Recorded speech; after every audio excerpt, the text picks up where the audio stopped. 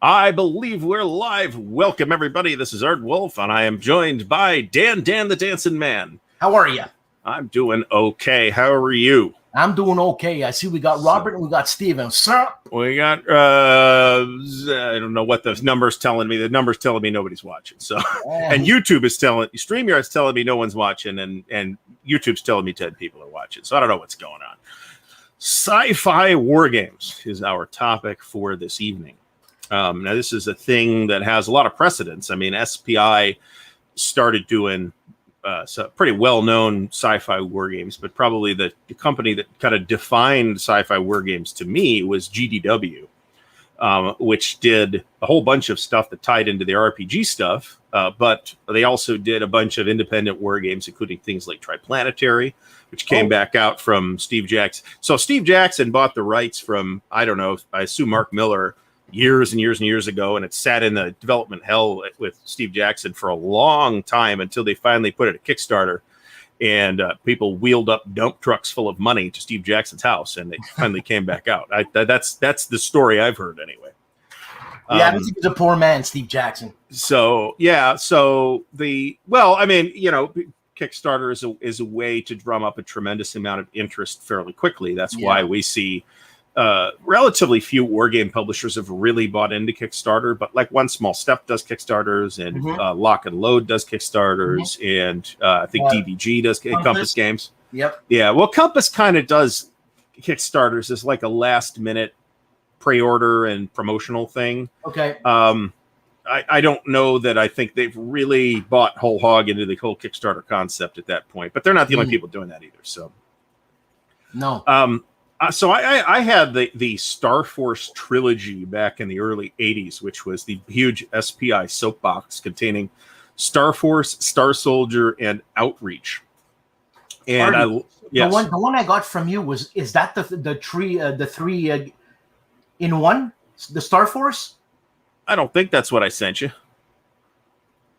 I sent you Flying Colors and something else. Yeah, no, I must have got it from somebody else. Did I get it? Was it Star Force though? I think so. Because it might. Well, that would have just been Star Force then. That was just a box Star Force. Okay, so it was kind of a loose trilogy, and Star Force is actually super interesting for a number of reasons. One, it's like a legit sci-fi war game, right? It's not necessarily that much fun to play it. I got to tell you, because I played it back in the day. Because it's pre-plotted movement, you have to plot everything out, and it's 3D, and you need trigonometry. It's kind of not the world's most fun play experience. It makes me think of Avalon Hill's the bugs there. What's it called? Starship Troopers. So the other interesting thing about Star Force is it's got a little bit of an elaborate sci-fi background kind of built into the book. But the design and all the sci-fi background was done by Redmond Simonson, which is super interesting. And then later they did, I want to say this was before Starship Troopers, before the Starship Troopers game, obviously not the book. Then they did Star Soldier, which kind of intersected with, kind of built into the same background, but it had a different designer.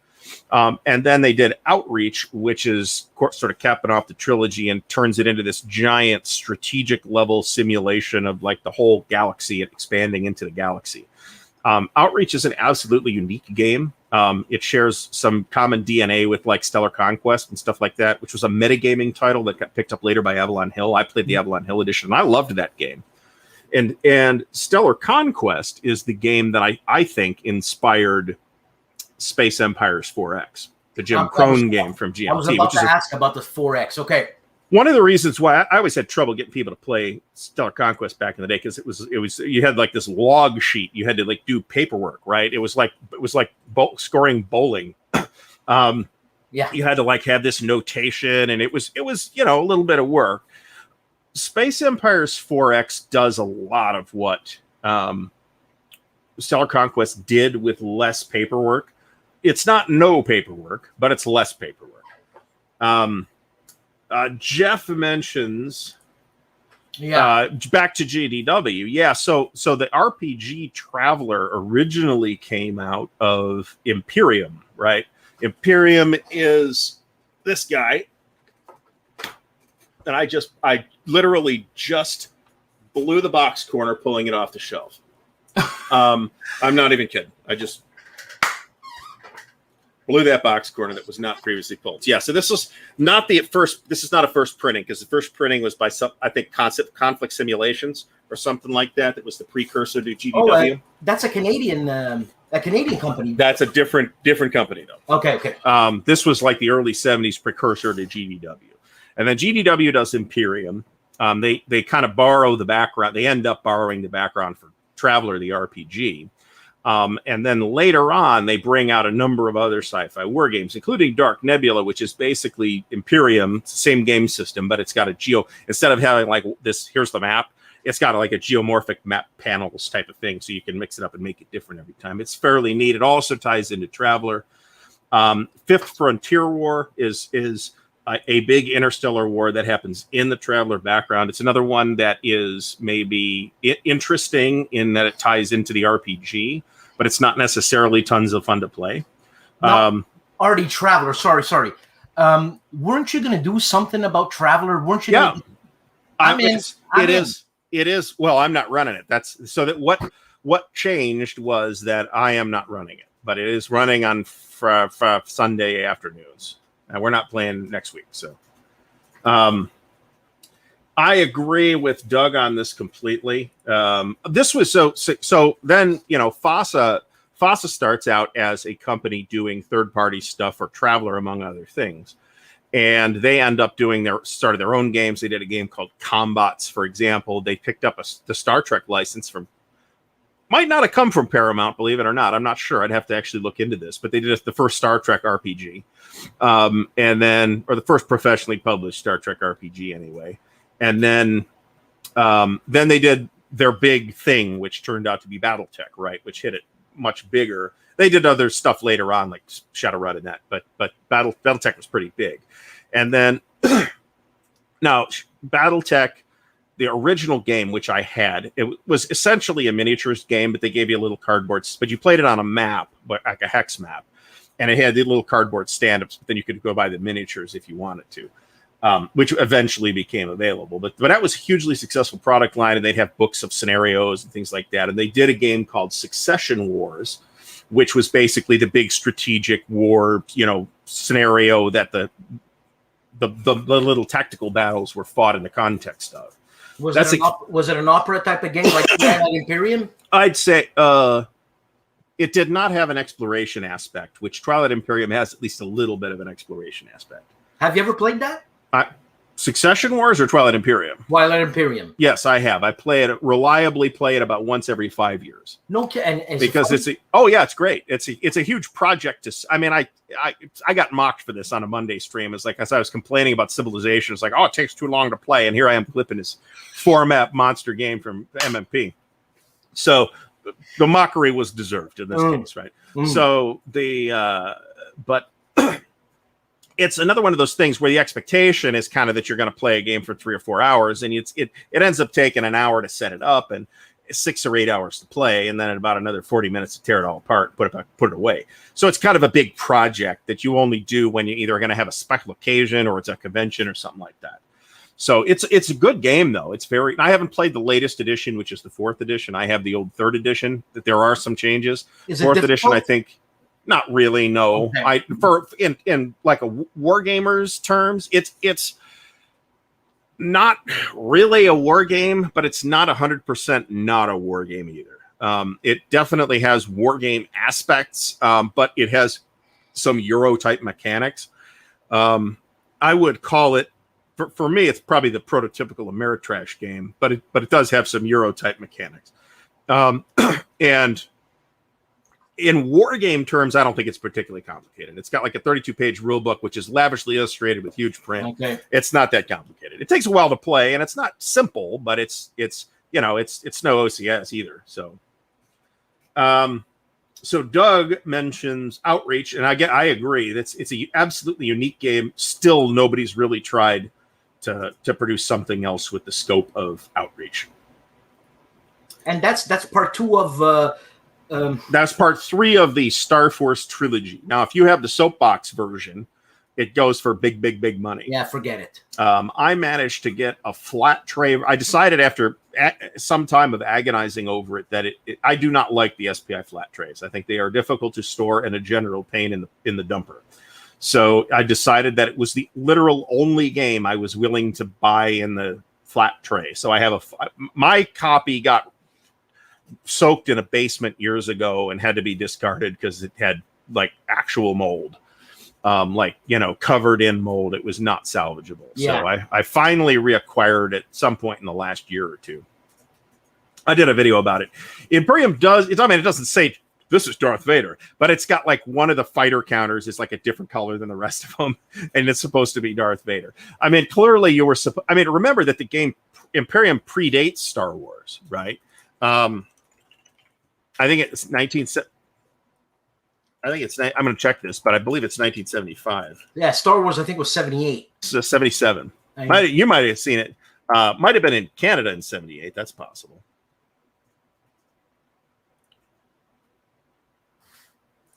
Oh, it's impossible to find this stuff on BGG.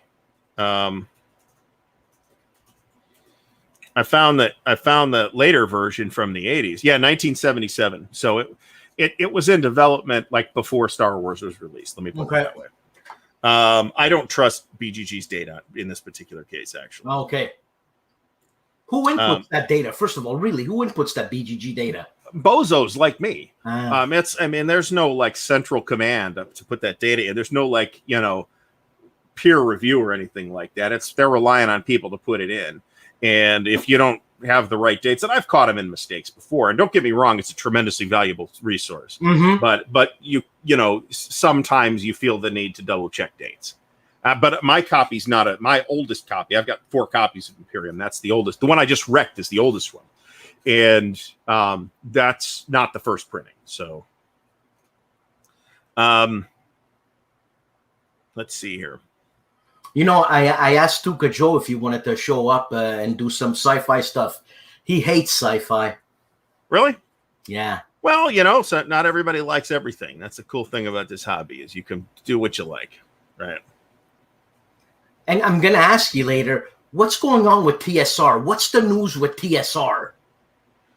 All right. So without getting into the hairy parts of it, Wizards of the Coast did not see fit to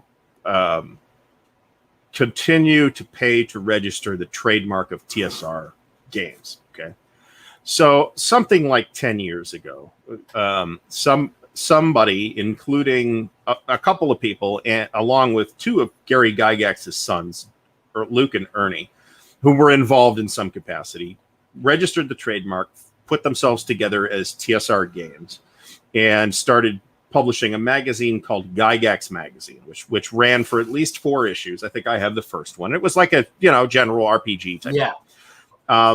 So apparently, and they've been doing business ever since, right? They released a new edition of Top Secret, or at least something called Top Secret. I don't know anything about it, so I don't know if it's the old game or not. Maybe it is. Who knows?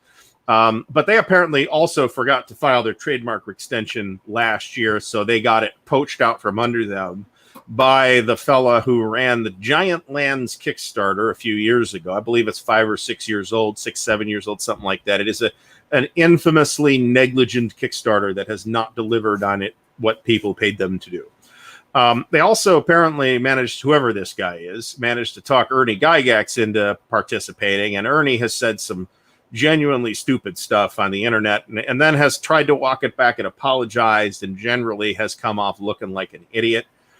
I'm disappointed in Ernie over being played like a tin whistle at this point, much more than I am mad at him. But the bottom line is that I'm not sure they're ever going to produce any real product. There's a bunch of people that they said are going to be involved that have now said, I don't want anything to do with this. Luke Gygax has disavowed any involvement. Luke's appears to have his ducks in a row, shall we say. So it's a big mess. It is still an evolving situation that I don't really want to expend any more brain cells on, because I gotcha. Like 95% of the discussion is on the internet is, look at these idiots. rather than it's not like a controversial thing or anything like that. And of course, they're not trying to turn it into a politics thing, and it's not a politics thing. You guys are a joke. So that's the takeaway. So without getting into it too much, I might end up talking about it on the Monday stream. Thanks, man. Now, there's also, this is maybe Doug, I would say let's have Doug on the show when we can actually have a discussion about this. However, I actually don't think that would be a responsible thing for us to do. Right? Yeah, I know. However, what I will say is that but the thing is, this is Jason Elliott, I think it's the fella involved, said he can't afford to legislate it, so he's just going to drop it. Or legislate or litigate is the word I'm looking for. If you are going to be involved in any sort of situation that involves IP law whatsoever, please consult an IP attorney. Do not listen to randos on the internet like me. So, and that's my copyright, trademark, patent advice.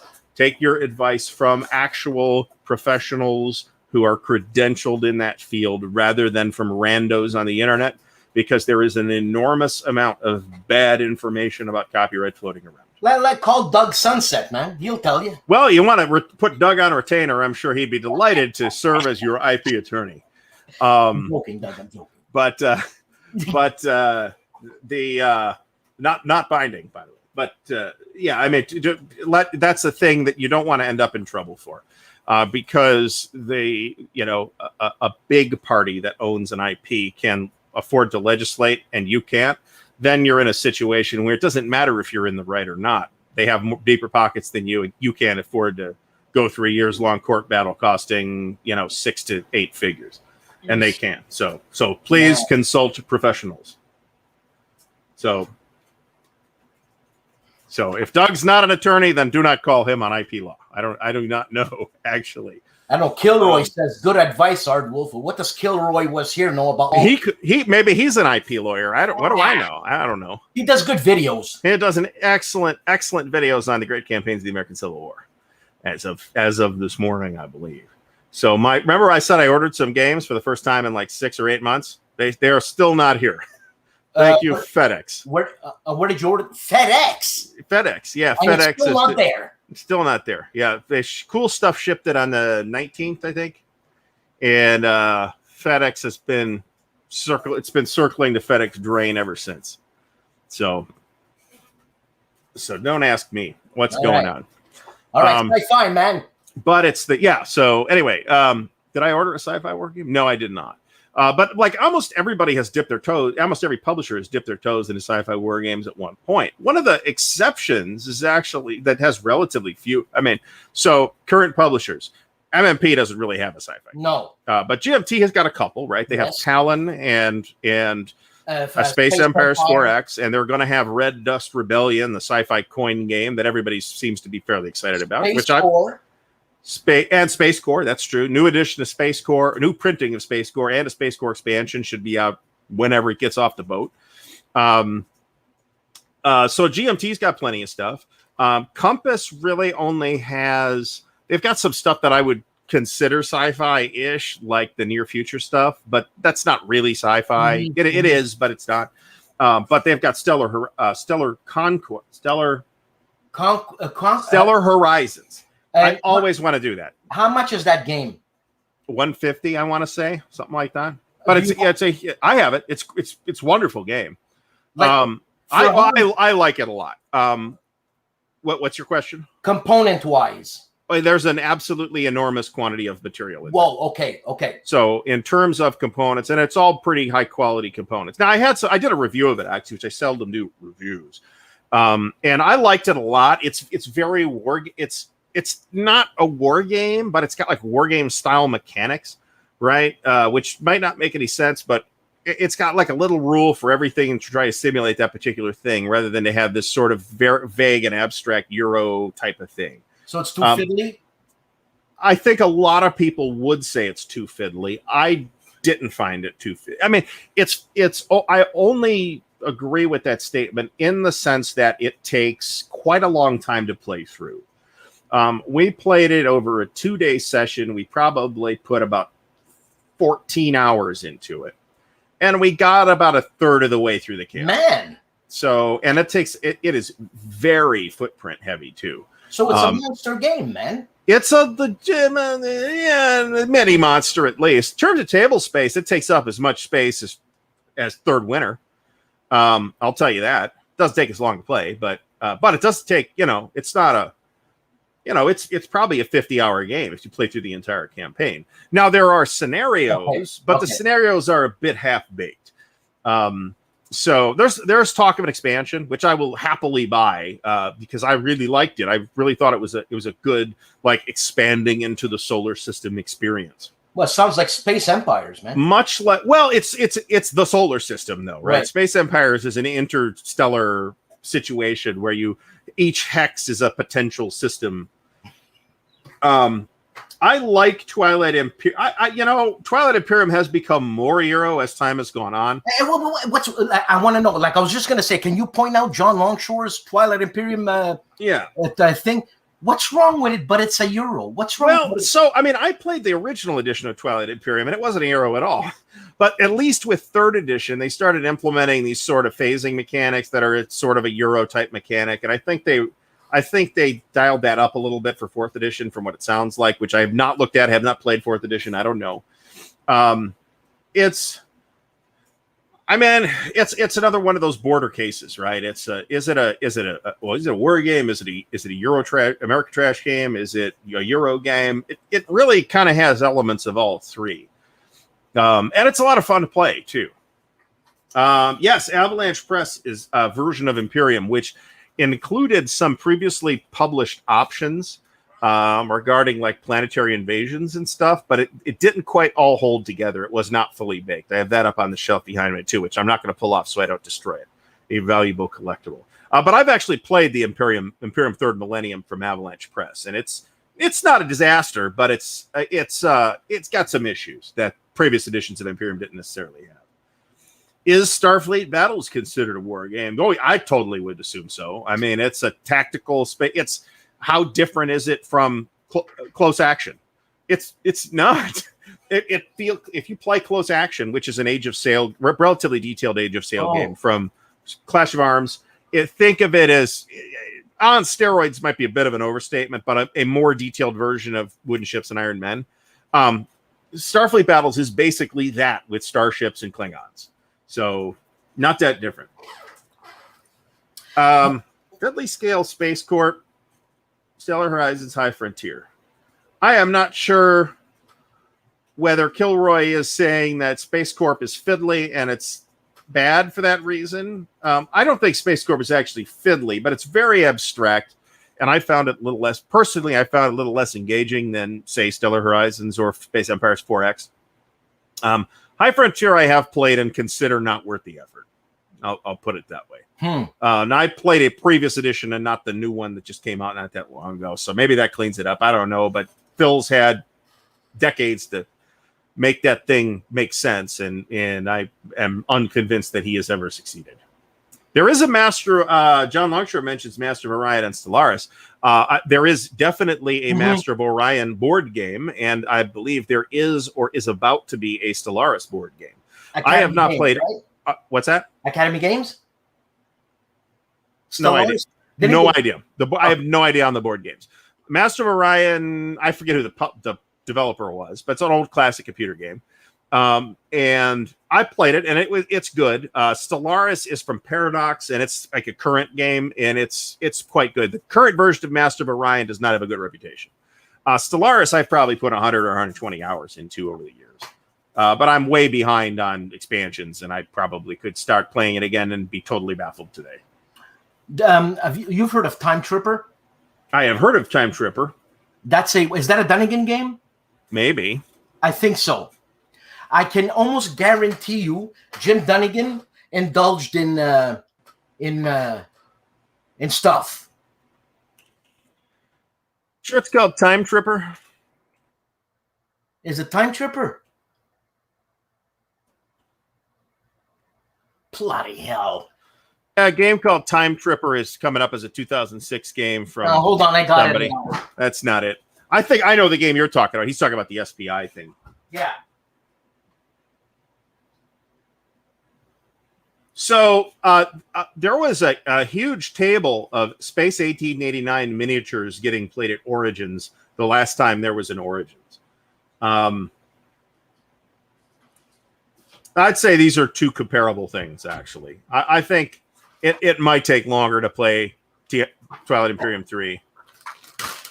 Yeah, it's Time Tripper, and it's a Jim Dunnigan game. Yeah. Time Tripper. Why is Board Game Geek not cooperating with me? And because I knew what game you were talking about, the SPI Time Tripper. 1980. Yeah. I don't know why. Maybe I'm typing it wrong. I don't know. It's been a long day. So. Yeah. Change job, man. They don't pay you enough. Well, they don't pay me often enough. They paid me enough. They just didn't pay me often enough. So. But you know what Time Tripper is about? Oh, that might be why. That might be why I didn't find it. Time Tripper is like some guy stepping through time, and there's like a little mini war game scenario in each time, something like that. But where is he at the beginning? Vietnam. That's right. And what's he doing? Hiding in a tunnel or something. I don't know. I've never played. He's shooting something. Okay. And he's tripping. Okay. Through time. So War Drum Games has a reprint of Imperium. War Drum Games, is that an offshore publisher? Because that is not a publisher I am familiar with. Bloody hell! Are they Japanese? Yes. Because I think I remember hearing something about a Japanese or possibly Chinese version of Imperium that was it, and they are in fact Chinese. Yeah, I've seen pictures of it. It is super pretty. I don't read Chinese, so what I might be able to do is take the fancy components and just play it with the less fancy GDW, but in English rules. That's a possibility.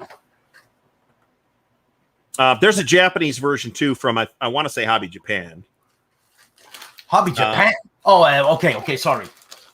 You're talking about Time Tripper again, or no? You're talking. We're talking about Imperium, and I've seen the Japanese version of Imperium, and it is Hobby Japan, and it is also really nice looking. And I kind of wish Mark would get on republishing that, because that's actually a cool game. Not particularly hard to play. It's wargamey, but it's not super duper hardcore or anything like that. Mark who?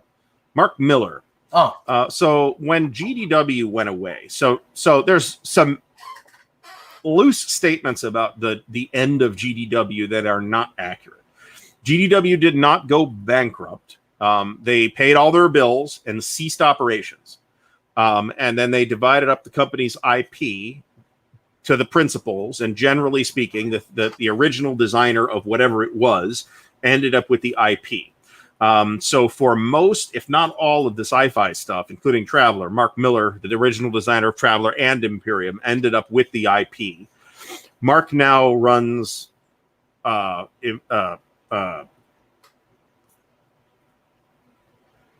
Future Enterprises. I don't know why I had to think about that, which is kind of like an IP holder of Traveller, and then they license it to other people.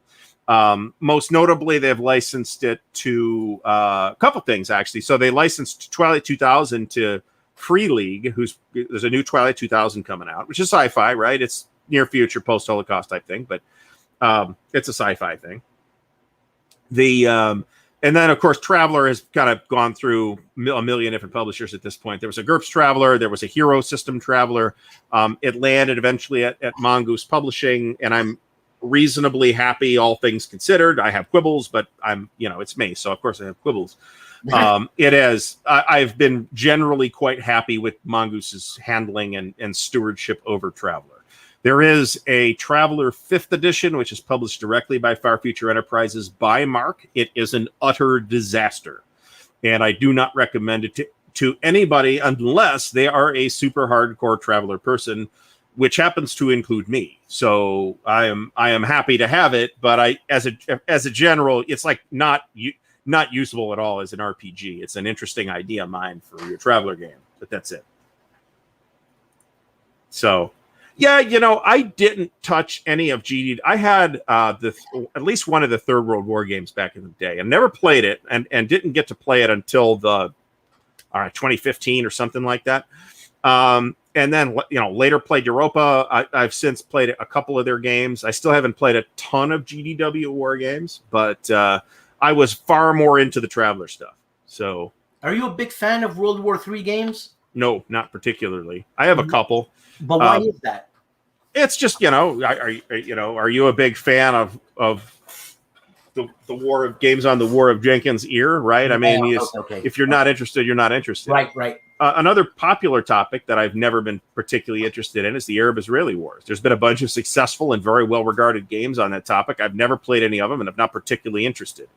I do have a couple. I am buying into that new version of Frank Chadwick's Third World War series, which was originally from GDW, and of which a new edition is coming out eventually from Compass. It's kind of a couple years late at this point, so I'd really like to see it this year, but I would rather they take the time and get it right too. And that's a Cold War gone hot type of thing. I've got 1985 Under an Iron Sky, which is a sort of reimagining of SPI's The Next War, which was a Dunnigan design but developed by Mark Herman, which is a game that some people really liked, but which I think everybody agrees had a lot of issues. The 1985 Under an Iron Sky game is basically a rebuild of that. It's kind of rebuilt from the ground up. I hear that's a good game. I hear it is too. I have it, and I might even play it someday. We'll see. It would be nice. GDW did have Harpoon for a while. SPI, of course, did so that's a question. I have this out with Brent from the Armchair Dragoons. He feels like there's nothing fictional at all about this conflict in the 1980s that didn't actually happen. I tend to consider that Cold War gone hot to be, it's an alternate history type thing, but alternate history is a type of sci-fi. Yes. So I'd just as soon place those games in that category than anything else. And that is a topic that has really kind of exploded again in the last couple of years. We've seen a ton of games on that in that space. Yes. And it's interesting why. I'm not sure why. Certainly in 1982, that was a very relevant thing, right? Mm-hmm. This could happen tomorrow, mm-hmm. right? Mm-hmm. So I get why people were into that, but we see a lot less games, modern games like that. Of stuff. Here's the conflict that could blow up like in 2022. Well, Lock and Load with their World at War 85, man. Yeah, but that's the same thing. It's back in the 80s, right? Yeah. It's the cool, and that's, again, if you're into that, that's cool. But it's interesting to me that we had this very fertile development space of hypothetical near future war games back in the late 70s and 80s, and it was all NATO versus Warsaw Pact at various scales, and with some variation of that, like Objective Moscow. Was it Objective Moscow, where it's like everybody invades the Soviet Union? And we don't really see that now. There's a couple. There's some miscellaneous things that show up in Modern War magazine from time to time, and there's the GMT Next War series, and nobody really is occupying. And there's South China Sea and the new Indian Ocean region from Compass. And there's other recent examples, but it's not nearly as big a thing now as it used to be. Yeah, I know. And I know Bruce Maxwell's reissuing with Compass's NATO game. That's true, and that's another Cold War gone hot. As I think Aaron Armour is Aaron Armour modern or World War II, or I forget. I thought it was modern. That's the Avalon Hill. Aaron Armour was Victory Game. Aaron Armour was West End Games, actually, I believe. Well, yeah, they have the A10 Warthog. Yeah, and then that's coming back out from Compass as well. And Bruce is super excited about that, and it's super infectious. And I'm annoyed because he's like selling it to me. And Bruce, I don't want this game. Okay, I want this game. But that's kind of what happened with NATO. Actually, NATO looks pretty fantastic, to be honest. Jeff Maher mentions War in the Ice, which is a very interesting SPI future war in Antarctica. So yeah, I'd call this sci-fi. I guess this is actually a really good point. Is the distinction in that we draw a difference between like near future hypothetical and sci-fi in extrapolated technology, because a lot of the near future hypothetical stuff is based on technology that exists and works, and we've have some idea of how it'll shake out. Whereas something like like War in the Ice or Imperium or something like that is based on completely imaginary tech that we don't know if we'll ever see, right? So there is a game like this, and in fact, I think in I have it. It's called New Schwabenland. New Schwabenland. There's that. That's that. But there's also, damn it, Absolute War or Absolute Victory from Compass has a map of the entire world. Play World War II, and the Nazis can invade Antarctica. So, because why would you not want that? I would want that so much. Penguins are my friends. I guess, right. So, Artie, you know this game? Meltwater? I've heard of it. Yeah, it's from Hollandspiel. It's a... you know how you win this game? Not die? Yeah, you die. No, okay. You die. You just take longer to die? You're the last man standing. You're gonna die. Okay. Yeah, it's one of those kind of... It's a design that's there to show you something, right? Mm-hmm. And that's true of a lot of games, and it's true of a fair number of war games too. I mean, think about Dean Essig's designs, for example. Dean has been, I think, more transparent about this than a lot of war game designers. Dean's designs always are designed to show something, right? They're designed to show the differences in supply and logistics, or they're designed to show the possible foibles that can break command and control down. Dean's designs always have something to say.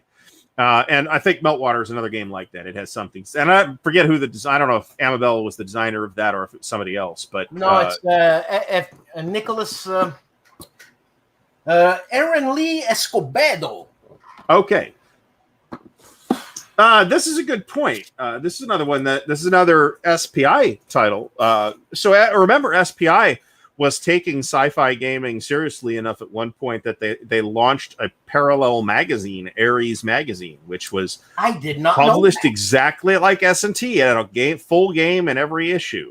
And it was all sci-fi stuff. It was a pretty neat magazine. They published 3 RPGs, one of which was the Dallas role-playing game, which is got to be an amazing piece of work to leaf through these days. I've never done so. But they did Dragon Quest, the fantasy role-playing game, and then they did Universe, the sci-fi role-playing game, and they had a ton of support for Universe in ARIES Magazine. But unfortunately, I want to say they launched ARIES Magazine sometime in like 1980, so they had maybe a year or two of ARIES Magazine before the company fell apart, which happened in like very late 1981 or very early 1982. Artie, I didn't know John Carter was a Mark Herman creation. Yes, well, John Carter is an Edgar Rice Burroughs creation. Right. Okay, that's why I was all messed up. But the game, which is probably the finest piece of like board game one of my favorite pieces of board game cover art. Let me put it that way. It's a great cover.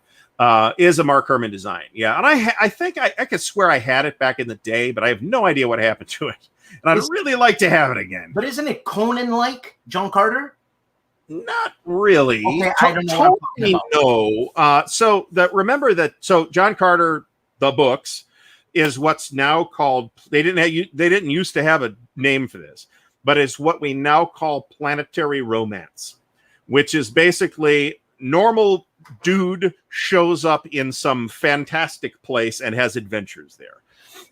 So in John Carter's case, he is an immortal Civil War veteran who is caught in a cave by Native Americans and inhales some strange fumes and is transported magically to the planet Mars, which has water and monsters and all kinds of stuff. And he has a bunch of adventures there. Is that game still around somewhere? No. And so there's a no. So I was super into the John Carter books as a teen, as like this had been like in like the 80s.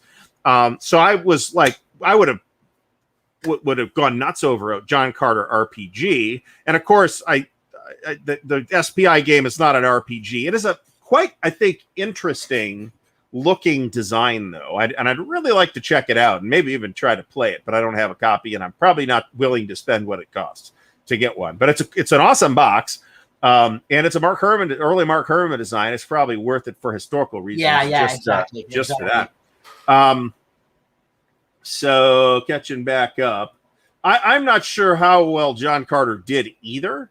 And I don't know if it's any good or not. I mean, it probably is one of those SPI things, which they did a couple of, that kind of like tries to straddle the border between RPGs and war games and doesn't really quite work as either. It's plausible that and like Sword and Sorcery was kind of like that. And too bad. So it might be one of those, and I don't know, but it's certainly an interesting historical artifact. Jeff Beeler mentions High Crusade. This is based on a novel by Paul Anderson. Yeah. So the idea behind High Crusade is it's the Middle Ages, and there's this like lord and his soldiers, and some aliens land, and the lord and his soldiers manage to take over the alien spaceship and go on a crusade throughout the galaxy. It's quite a neat book. There was a movie adaptation of it, which is not well regarded.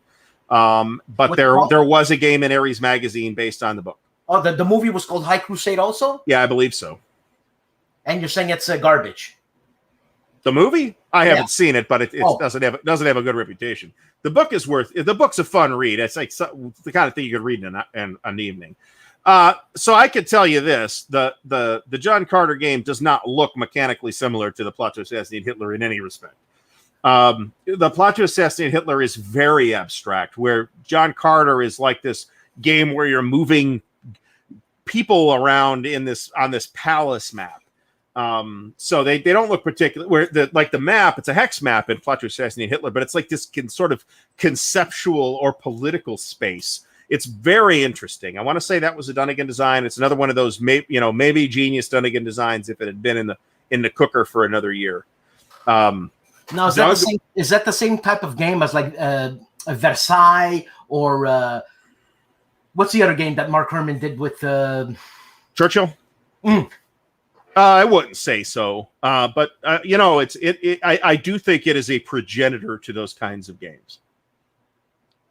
And I think Mark has talked about Plot to Assassinate Hitler as an interesting piece. I think it's more interesting as a curiosity. I think it's more interesting than good. Let me put it that way. But I do think that is an interesting game. Star Trader. So Star Trader was a game about flying around in a spaceship and trading, which is, of course, a thing that fits very well into Traveler. And interestingly, is Star Trader could basically be plugged into the Universe RPG. And it's supposed to be actually a really good game. It's another one that I'm in the market for and don't have. John Longshore, $100 on eBay. John Carter. Yeah, I'm not that curious. You know what I'm saying? So, I very fortunate. I located a copy of.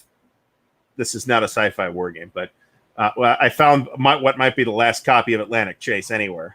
Oh. So, and I found a copy of Napoleon Against Europe for less than $200. So, I'm pretty good day for me. Frank Franzetti. No wonder I knew the artwork. Frank Frazetta? Frazetta. I always did he? So there was a set of John Carter illustrations by Frank Frazetta. I'm not sure the game has a Frank Frazetta cover. I could be wrong. Maybe it does. I think it does. It might. I mean, then he must have paid quite a bit for that art. Nope. Don Mates did that cover. Scusi. Yep. I don't blame anybody for making that mistake. Actually, it is a Frazetta-esque cover. I think by the time I was buying the books, they were by Del Rey, and they were Michael Whelan covers, and some of those covers are really good. The books are not all equally good, by the way. I really liked the first three. Let me put it that way. What's that game? It's Star Wars. It's Star Wars, but it's not Star Wars. Oh, Freedom in the Galaxy? Yeah. Who's the artist on that? Let me see if I can find out. I can tell you that the design was John Butterfield and was it Terry Hardy, or it was Howie Barish, actually, and John Butterfield. This says David Wenzel. He might be the artist, the cover artist. That's got a pretty good extremely Star Wars with the serial numbers fouled off cover. Kind of a little bit Battlestar Galactica, old Battlestar Galactica too, with the sort of weird purple outfit that the lady with the pistols wearing and that kind of stuff. But it's, I think it's a little bit of a cheat to say it's Star Wars with the serial numbers filed off. And I'll tell you what, that's a game I had back in the day and loved at the time, even though I was probably playing it all wrong. Because if you play the whole campaign, it's pretty complicated. In fact, I think this ties into a previous statement I made about game complexity numbers being totally meaningless. So you had three different sort of levels of play in Freedom in the Galaxy. You could play like one system, you could play one sector, or you could play the whole galaxy, which was the whole map. Okay. And I remember that they had different complexity numbers for each level of play. This is by the time the game got to Avalon Hill.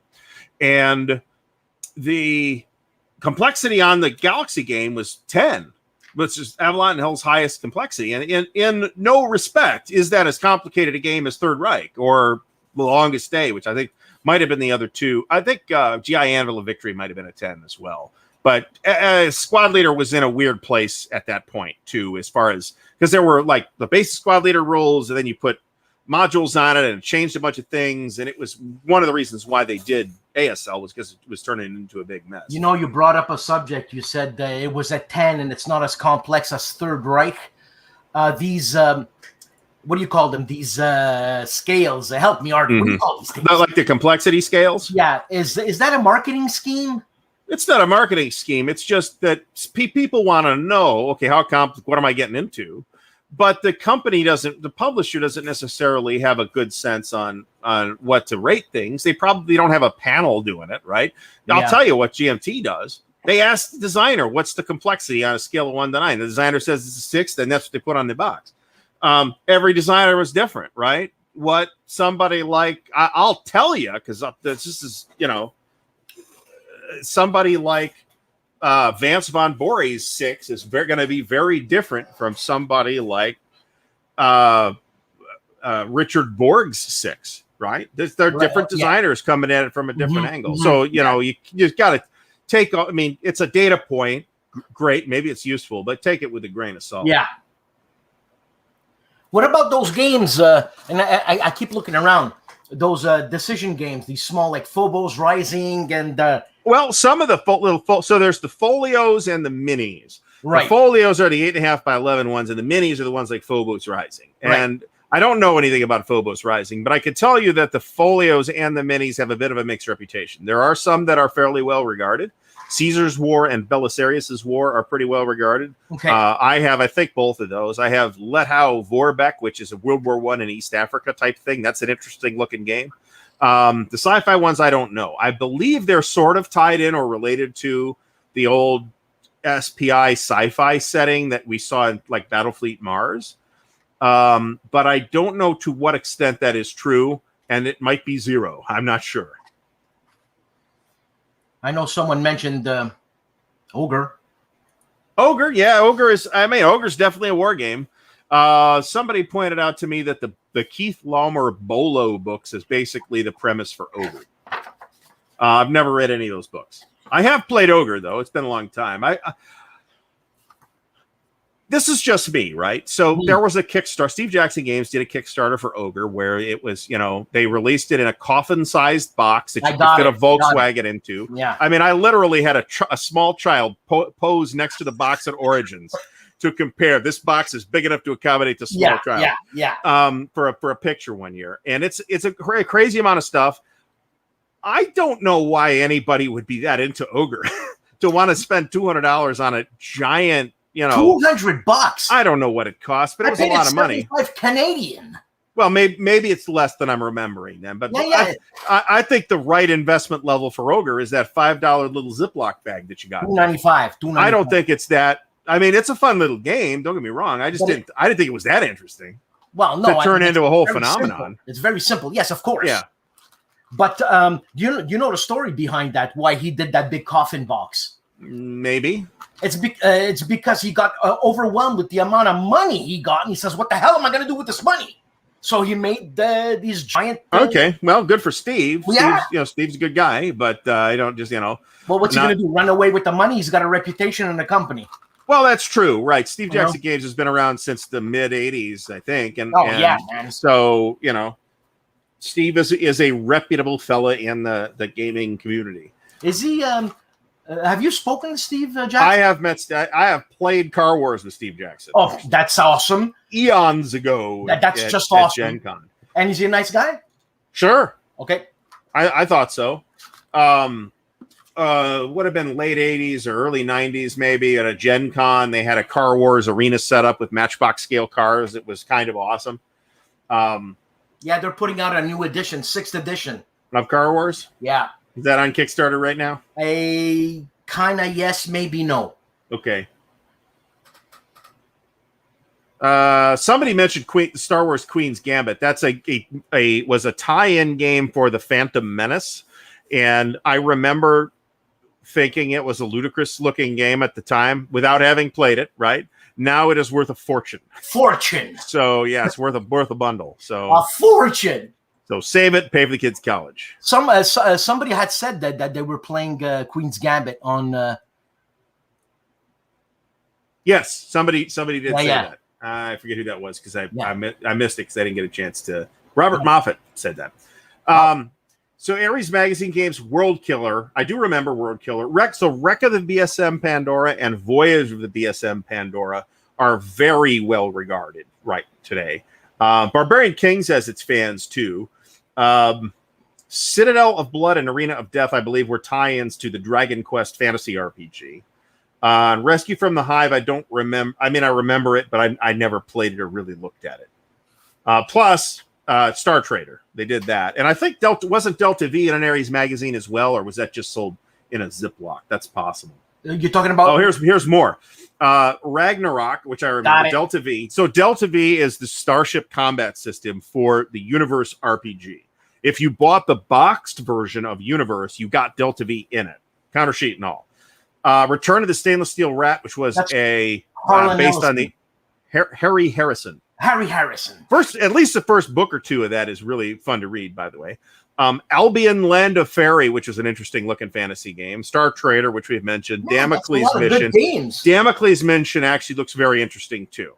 The Omega War Nightmare House and the High Crusade, I want to say, were the three that were done in ARIES magazine after TSR took over, I think. And they may not hold up as well. Oh, wow. Look at all those good games, man. There was a bunch. A bunch of those games are totally worth your time. Plus, SPI did other sci-fi-ish type things, like the classic, The Creature That Ate Sheboygan. Yeah. Right? That's a classic. That was not in a magazine. That was a standalone thing. They did... I wish I could export. I actually was fooling with BGG a few days ago to try to see if I could export a list of all SPI's games, and there's no way to do it. Well, there is a way to do it, but you'd have to manually put it in your collection and then export your collection, and it doesn't really work. So I'm not doing it. But yeah, and of course Avalon Hill. To take the discussion back to Avalon Hill, they bought a bunch of stuff. They ended up picking up Freedom in the Galaxy from SPI. They had Amoeba Wars, which I think was a relatively early offering. They did Starship Troopers, based, of course, on the Heinlein book, and which is definitely, in some respects anyway, a more faithful treatment of the source material than the movie was. I mean, the movie's not really about the tactics of the engagements. Yeah, right? It's about Denise Richardson. Or the book's not. The book's not, I should say. The movie is kind of about that. Is about, 90210 in space, or that's right. 901, whatever that Beverly Hills thing was. So, oh man, Mike Anthony says TSR didn't do the development on that. This is very plausible, actually, because I know that TSR did push through a number of things that were in development with SPI, including their first few S&T games were like that as well.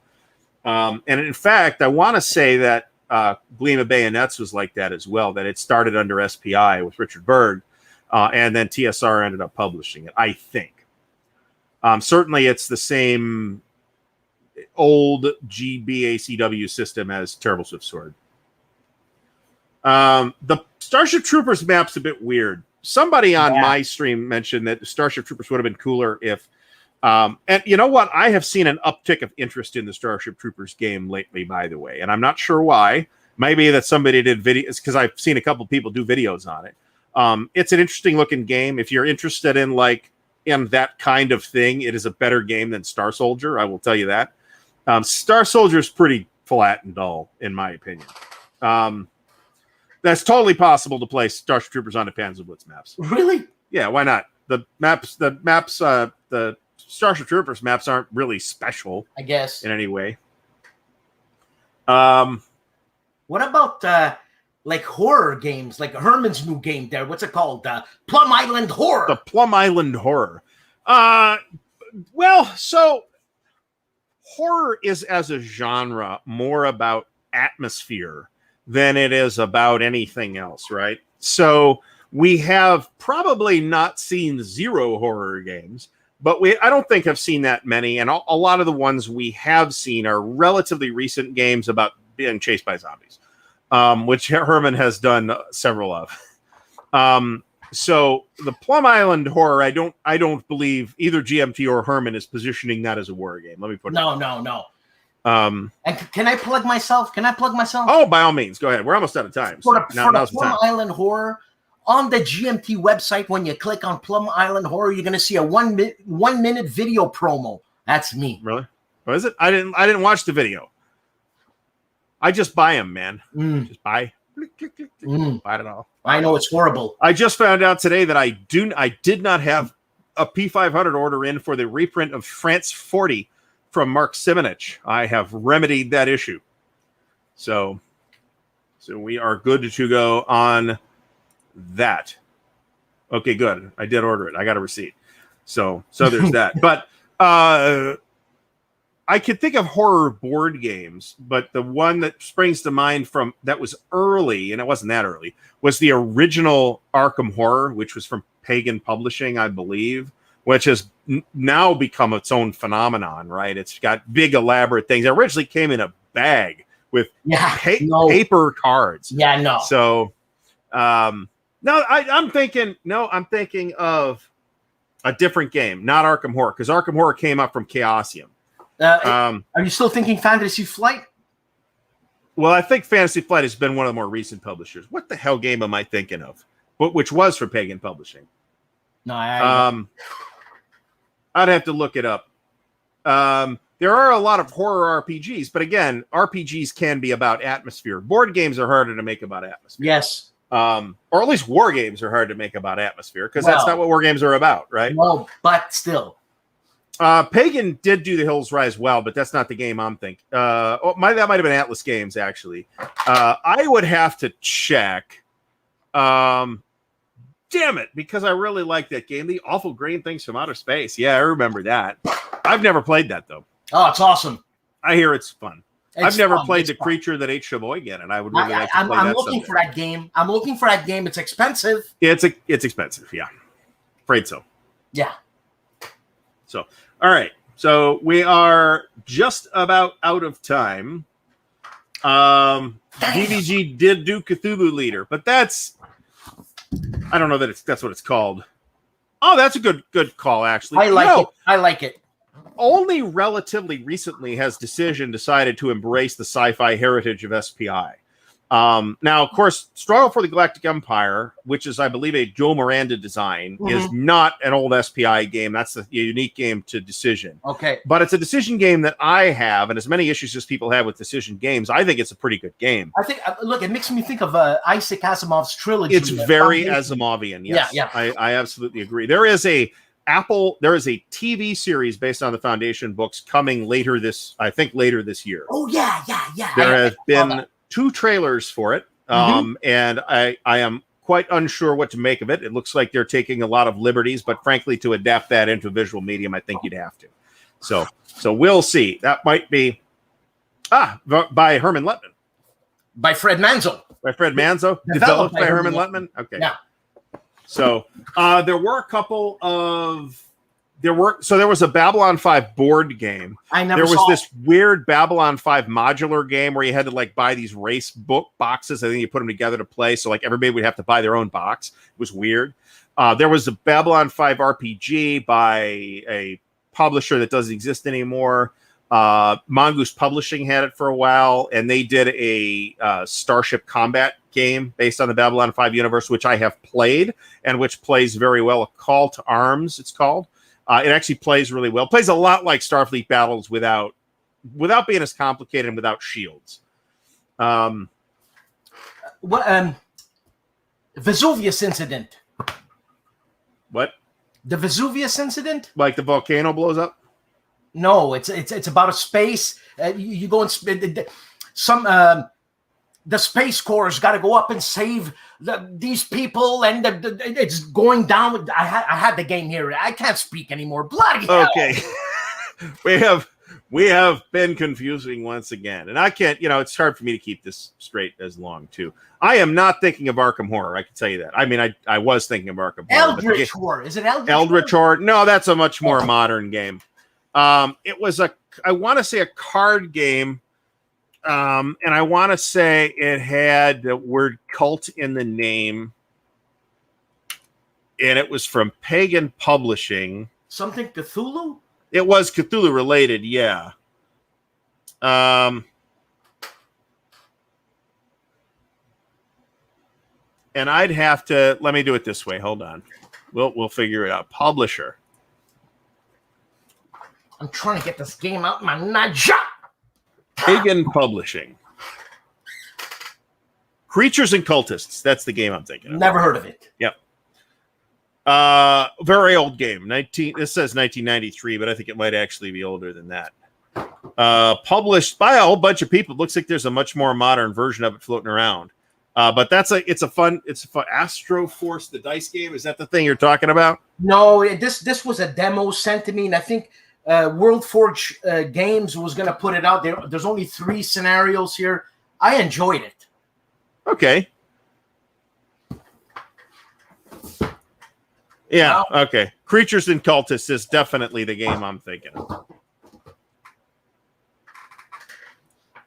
Yeah, so that's my impression. I have the Arkham Horror card game, which I have yet to try. Well, so I'm sure you can't solo it. I'm not sure about that. You might be able to. Maybe, yeah. A lot of those customizable card games or living card games, whatever they're called, a lot of them do have solo rules. The Traveler one does, but it's also got a baffling rule book. So, in any case, I think we are out of time. So I'm going to hit the button. I would like to thank everybody for showing up.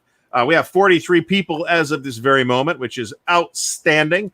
So be sure to tune in for No Enemies Here on early Saturday morning, and tune in for my unboxing video of Third Winter as of 10 a.m. Eastern tomorrow. Thanks again, everybody, and we'll see you all next time. Next week. Next week at Dan's place, we're talking about war movies. Yeah! Possibly one in a series, because we could talk about war movies all we want, really.